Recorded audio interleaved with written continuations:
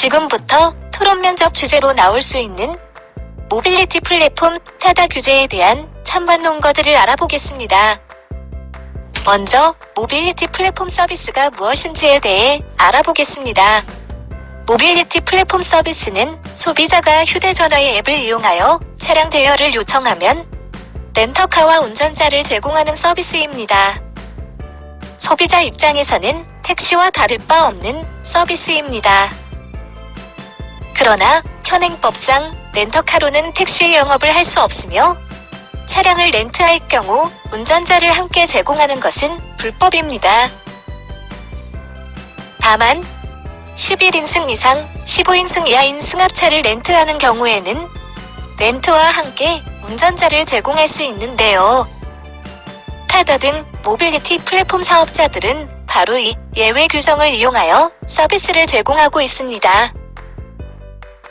택시 영업을 위해서는 택시 운송 사업 면허가 있어야 하며 운전자는 반드시 택시 운전 자격을 취득해야 합니다. 특히 택시 운송 사업 면허는 적정 수량의 택시 규모 관리를 위해 각 지자체에서 총량을 제한하고 있어 취득이 쉽지가 않은데요. 그러다 보니 개인 택시 면허의 경우 수천만 원 이상의 가격으로 거래가 되고 있습니다. 이처럼 차량 이외에도 추가적인 비용을 부담하는 택시 업계 입장에서는 자신들과 달리 추가적인 비용 부담과 운전자에 대한 규제 없이 시장에 진입하는 모빌리티 플랫폼 사업자에 대해 불공정하다고 인식할 수밖에 없었던 거죠. 모빌리티 플랫폼 사업에 대한 불법 논란과 관련 업계의 반발이 확산됨에 따라 정부는 관련 법 개정을 통해 렌터카 임차 시운전자 제공 기준을 엄격화하였습니다. 사실상 타다 등 기존과 같이 법의 예외 조항에 기반한 서비스 제공을 금지하는 내용입니다. 렌터카 임차 시 운전자 제공 기준 엄격화와 함께 모빌리티 플랫폼 사업의 제도권 편입을 위한 법안도 함께 만들었는데요. 주요 내용은 다음과 같습니다. 첫째, 사업자는 교통부 장관의 허가를 통해 운송면허를 취득해야 한다. 둘째, 운송시정 한정을 위한 기여금을 납부해야 한다. 셋째, 운전자는 택시 운전 자격을 보유해야 한다. 결국 모빌리티 플랫폼 사업을 위해서는 기존보다 더 많은 비용의 투입이 불가피해졌습니다. 이러한 정부의 법 개정안에 대해 기존의 택시 사업을 보호하고 모빌리티 플랫폼 사업자를 제도권에 포함시키는 공정한 정책이라는 찬성 의견과 소비자 편익과 신사업 확산에 대한 고려 없이 택시 산업의 이익 보호만을 고려했다는 반대 의견이 엇갈리고 있습니다. 여론조사에서는 정부의 규제 방향에 반대한다는 의견이 찬성에 비해 2배 이상 높게 나타나기도 했습니다. 자, 모빌리티 플랫폼 규제에 찬성하는 쪽의 논거를 살펴보겠습니다. 첫째, 유사 택시 운영이므로 규제가 타당하다는 겁니다. 11인승 이상 승합차 렌트 시 운전자 제공이 가능한 예외 조항은 장거리 여행 목적일 경우에만 해당됩니다.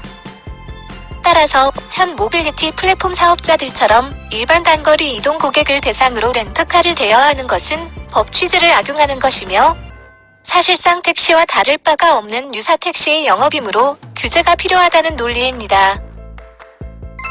둘째, 택시와의 형평성을 고려해야 한다는 겁니다.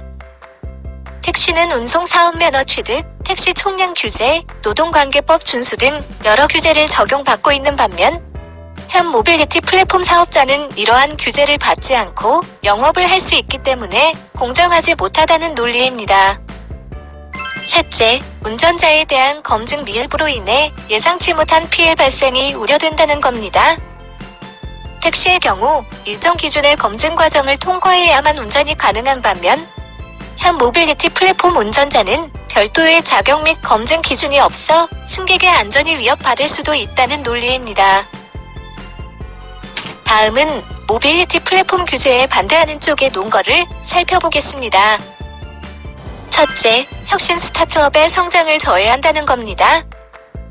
기존 택시업계의 입장만을 생각해서 시장 진입에 여러 제약을 둔다면 새로운 자금력이 부족한 혁신 스타트업 기업들이 성장하지 못하고 고사할 수 있다는 논리이며 실제로 여러 규제로 인해 우버, 카풀 등에 정착하지 못하고 사라졌다는 겁니다.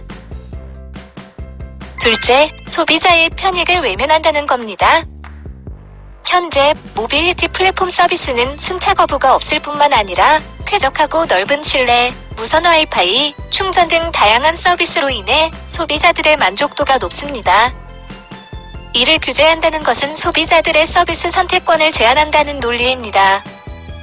셋째, 경쟁을 통한 택시 서비스의 개선이 필요하다는 겁니다. 불친절한 응대, 음악 틀기, 승객의 말 걸기 등 택시에 대한 불만이 많은 상황에서 경쟁을 통해 다양한 서비스를 개발하고 고객 응대를 개선하도록 유도하는 것이 필요하다는 것이죠.